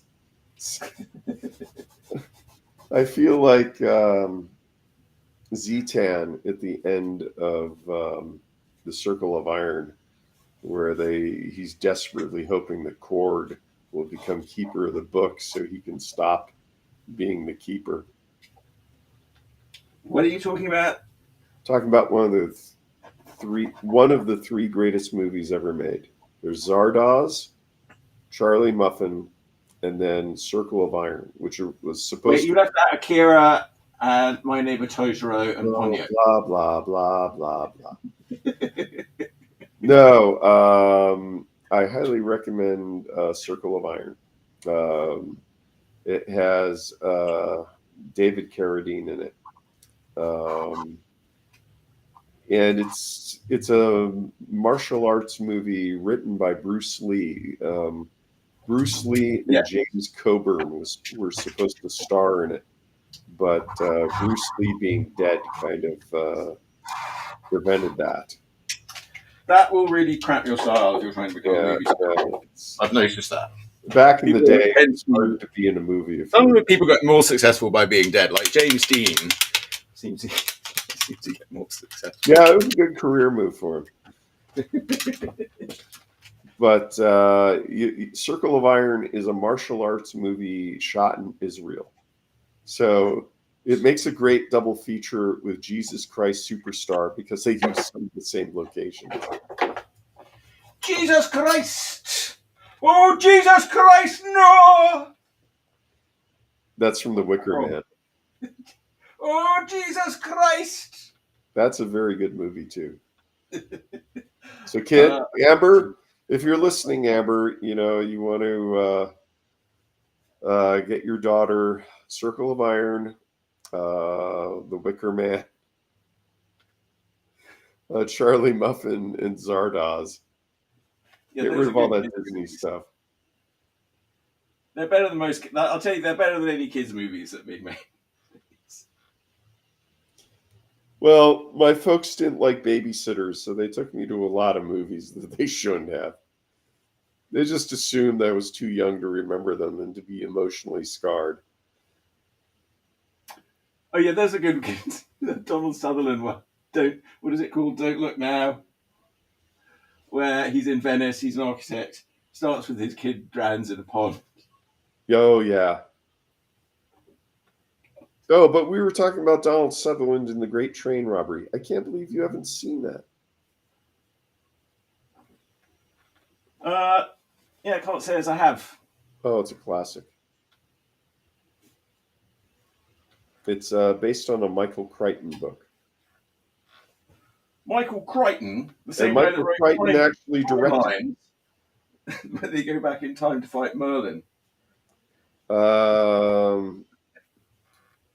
Yeah, Michael Crichton. Michael Crichton did do a time travel book. I can't remember the name of it. Yeah, it's called Timelines. Like they go back and they find that their professor is Merlin, and then they've got to it makes you realize that I read the book, but I didn't watch the movie. But if you ever get the DVD for The Great Train Robbery, try, if you're in the Bay Area, try Rasputin's or Streetlight Records or Amoeba. They'll probably have it. Listen to the director's comment because it's Michael Crichton, the guy who wrote Jurassic Park, and he talks about his experience as a director. And Timelines. Oh God! You wrote that one as well. You have 2 minutes left. Actually, you don't have 2 minutes left. You have 5 minutes and 16 seconds. That's the truth. What's that in metric? Are we talking about British time? It's like 2 hogsheads and a stoat. Metric time. British metric time. I think We're getting metric time now. Didn't the English like tell time by like sticking a ferret down their pants, and like the longest time you could keep the ferret in your pants was an hour? I had a friend who kept the ferret in his pants. I haven't seen him. I don't know what happened to him. He moved down to the west. I think Michael. No, I heard all the people in the village where he moved away. I think Michael Palin tried to do a ferret in the pants gag on Saturday Night Live. I don't know if that's true. It was always sad when the Pythons tried to do Saturday Night Live because they all loved the fact that they were there, but the gags just never worked. Okay, what do you think of it so far? Rubbish. Sorry, we're all trained to say that in England. There's like there was some show, and they what do you think of it so far? And the audience all had to shout out rubbish.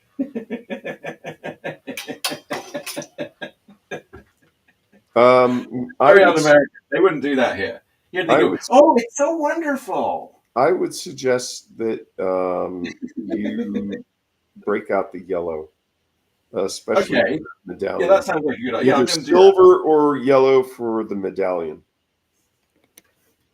Oh, well, I was putting it under red, but I'm going to go over it as well. Yeah. Well, you need something. Okay, I don't have anything in the background. You were telling me off about not putting things in the background before. Just put some horizontal or diagonal lines. Just be abstract. No, none of this wash crap you always do, which you're doing right now. Well, God, you should be doing the background with the pen. Because I said so. I think I need to do the wash first. I think you're absolutely wrong. Well, this is a good test to see if the pit pen works over a wet wash. And you do only have 2 minutes and 35 seconds. All right. You want me to come in with a little yellow? I think a little yellow in that. Did you paint the medallion pink? Yeah, but only because I was going to go over it with a little yellow. Okay. Well, it's a sort of, I don't know, it's actually, I'm going to want some more of it. You really do need to work out the colors before you do the art battle. The colors are... I already talked about that. It can make or break you. Yeah, I know. Color is important. Yeah, I know.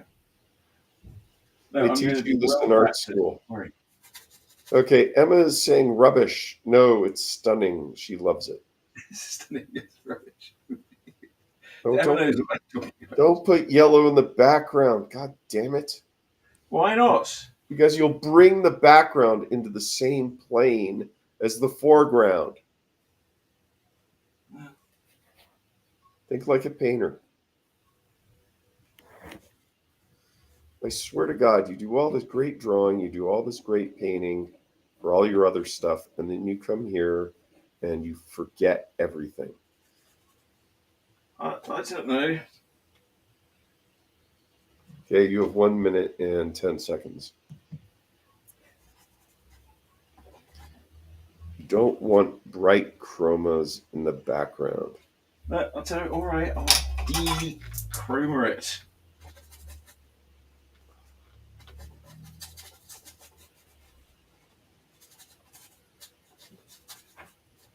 I don't think that helped.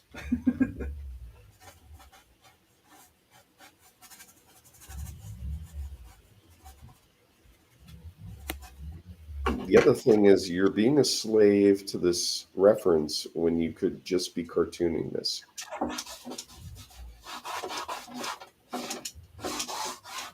Okay. I could, but I want to do more painting. Okay. 23 seconds. 20. What are you 19, saying? 18, 17, 16, 15, Seriously? 14, Are you just making 12, this up? 10, 9, Making this 8, up? 7, I hate you. 6, 5, 4, 3, sign it, 2, 0. Pens down, pens down. Is it really? Yeah, really. Well, I lost track of time. That's why. Okay, well, she's all right. I think that's really well done. I think that's well done. I think the pit pen is the way to go. Yeah, I think so. I mean, yeah, she was a slightly difficult pose, and there's some things that could have been better, but all right. I thought she'd be hard. All right, that's good. I just sort of proving to myself that wasn't that wasn't my favorite pose. Okay. I don't know. We don't have time for another one. Then that's it. It's 11:47. You have time for a 10-minute if you want to practice or try something on canvas board, or we can stay late and do another 20. I've got a lot to do today. Why don't you just get out the paintings you've done today, and we'll look at them and we'll figure out what works. Well, let's have a little art, a retrospective of some recent drawings. Yes. All right. Bring up some of the other canvas. Get one of the other canvases from earlier and hold it up against that. Let's see what else we've got. Well, so she came out okay. We'll stretch. This was a better one from last week. Okay. All right. The one you did today is significantly better. Okay. Well, all right. There's also this one. And that was a good one. You know what? The line, I did feel like the line, the brush line, I guess I probably just maybe get this. Okay. Hold up the one you did today next to this one. A little bit wet. Okay. That Pitt artist pen makes all the difference. Okay, well, I'll practice with it a bit in the next couple of days. Okay. Make sure you have one that works when you go on the show or the battle or the. Let's see what else have we got here. These are other ones you've done recently. This one, I did that one actually quite quickly in a practice. No, it's the Pitt artist pen matters, and you want to make the colors as less muddy as possible. Yeah, okay. The slightly problem with muddiness in the show is that they tend to get muddier as the show goes on because I don't really. You don't clean anything. Palette out and stuff like that. Yeah, you want to avoid muddy colors. I mean, okay, for an illustrator who is actually doing an illustration, muddy colors matters a lot. But you're not. Yeah, well, muddy colors is usually to do with using black. Well, muddy colors is you're judiciously using bright high chroma colors where it's needed. And Emma is saying you should sell Urfspace t-shirts. Don't you have Urfspace t-shirts? A couple of weeks ago. Okay. Yeah, I like that one because you're using lines in the background and the colors aren't muddy. I like that I did a more imaginative background. I put it at the seaside. Yeah, and so you need to have a background ready. You keep using these reference photos, but you're not putting them into a background. We talked about you actually doing a drawing ahead of time and using that as a reference, Yeah. I think you need to do that.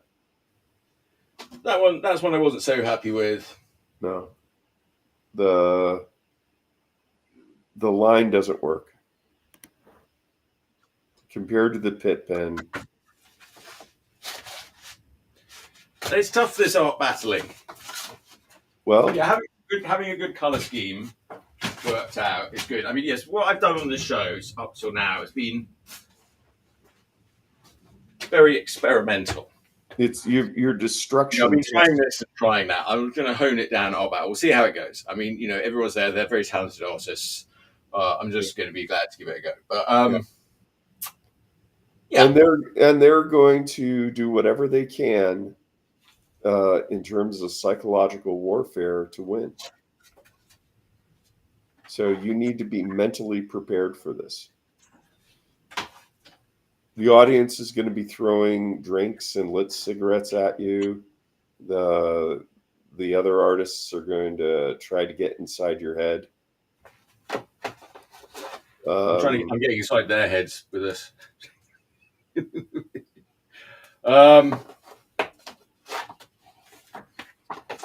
Well, these ones I did last week with those Sharpie. This is actually one of my favorites. There, I might have to start doing more celebrities. Didn't really do that today, did I? Well, look at the line on that one. You used a paint pen for that one. Yeah, those were the smaller brush pens. They're fine for this size. They're not good enough for the big size, but they were pretty good for this small size. That one. Whereas the ones they got today. That one was great, and I'll tell you. Look at that one again. Oh yeah, you like this one? Yeah, I know. Yeah, that one's great because you didn't use any color in it.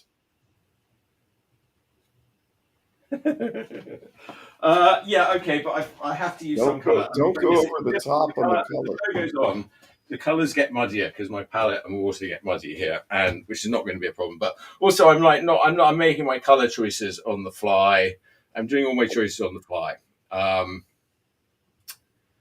So I'm feeling good. I'm feeling confident. You're going to be up against people who practice the same painting over and over and over, and they're using. Yeah, but you can tell when somebody's done that. Yeah, and they don't care. You're going to be up against Russian trained artists who are using chemical enhancements.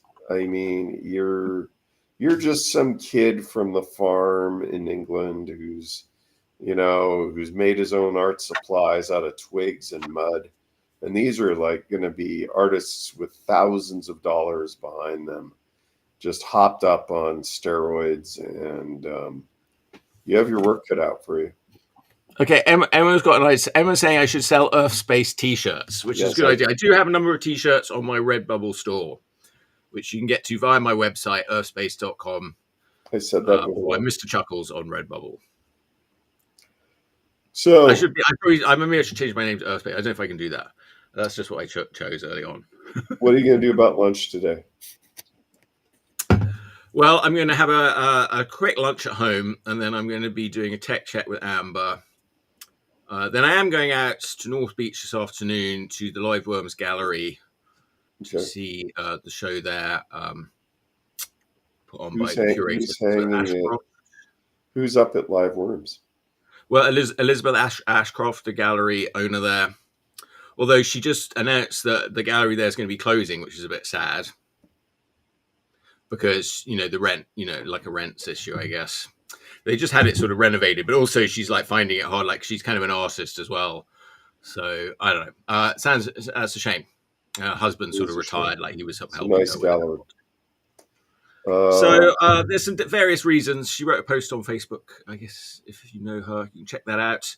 All right. Well, hope everyone who can will come out to Art Battle on Wednesday. Oh, here's these again today. Wait, can we put the table cam back on? I want to just look at these again before we're done. What are we at? All right, we've got a few minutes left. All right. Oh, and you have to buy Sam a new keyboard today. It sounds like I do, yeah. That's something he's got to do. All right, so she came back pretty good with the Pitt pen. Yeah. The Pitt pen didn't seem to have too much problem with blacky smudging. The problem came when I put the black on, like the other ink. The That one acrylic does black. smudgy. She came out pretty good. I sort of quite like the Sharpie paint pen, but yeah, you're like, there's no line variation. Yeah. No, I think She's a little harsh. The Pitt pen works.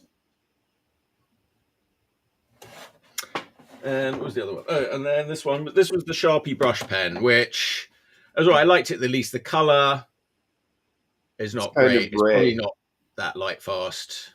Yeah. It wasn't bad to use it though. It was quite handy.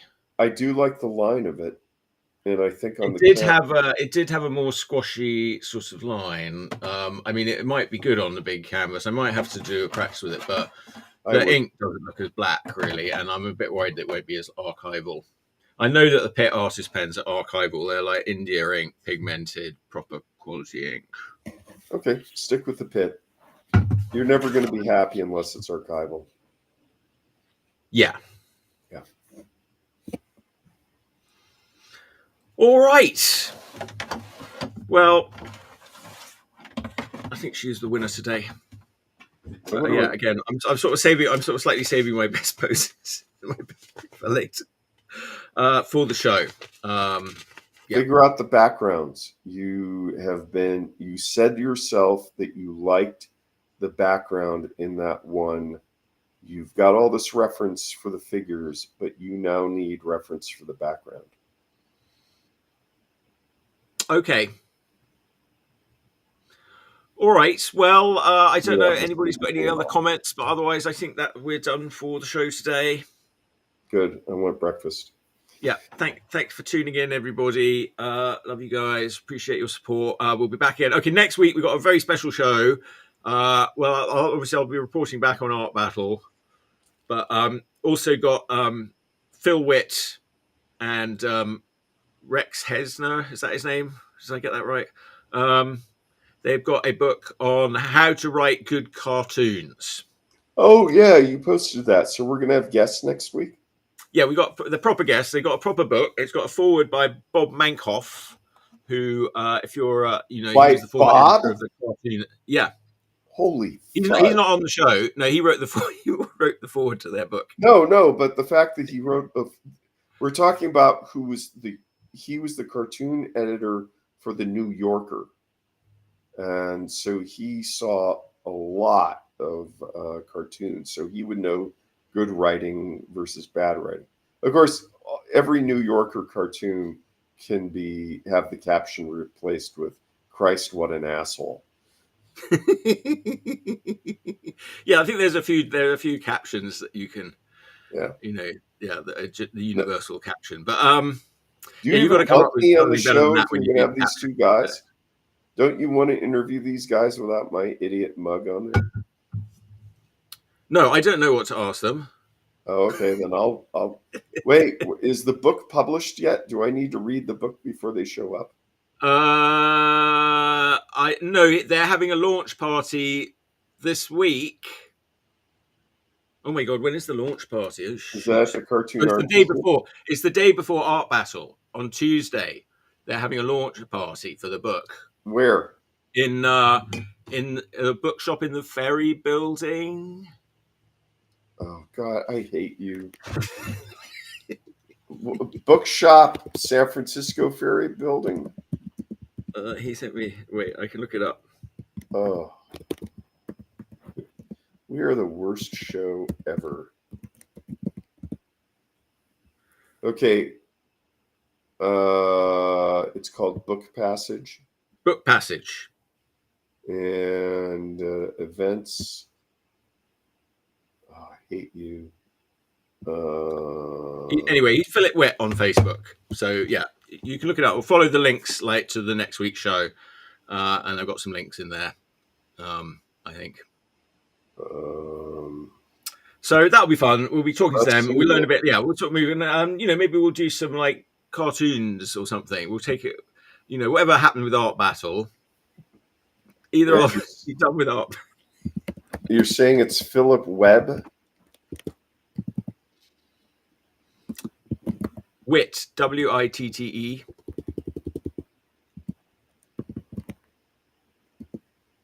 Phil Witte. He's a friend. He's been on the show before.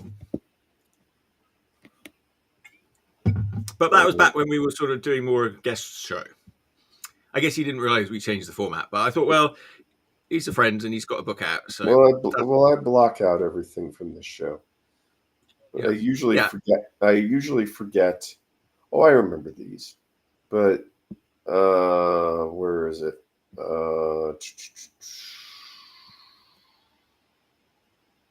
Well, I was going to say, if you've got a book out, you're watching the show, you've got a book out, want to plug it. Yeah, come on the show, plug it. Happy to plug anybody's books. It's not on his website yet. Let me check his Facebook. Well, he said the print edition arrived, and the book launches at Book Passage on Tuesday night. Guess I'll try and get out to that. Although I've got a few things I'm going to this week. Oh, I remember. I remember. Yeah, I will do that.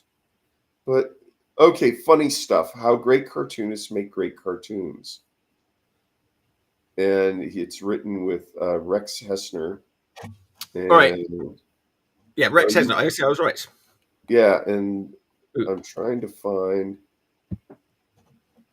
Okay, now that I know what it is, I'll have to look up if the book's out already.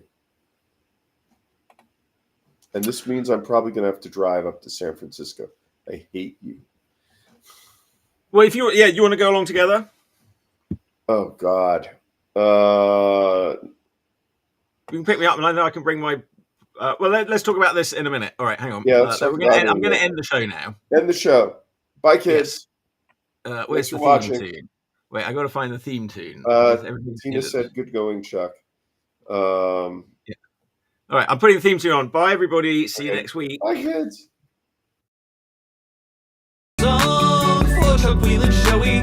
He asked me to write one, but I stole from David Bowie. Here's a theme song. Chuck Whelan is the best. We have lots of hosts, but we're running out of gas. Will you be our guest on? Will you be our guest on? Be on the Chuck Whelan Show. Whoa, whoa, whoa, whoa, whoa.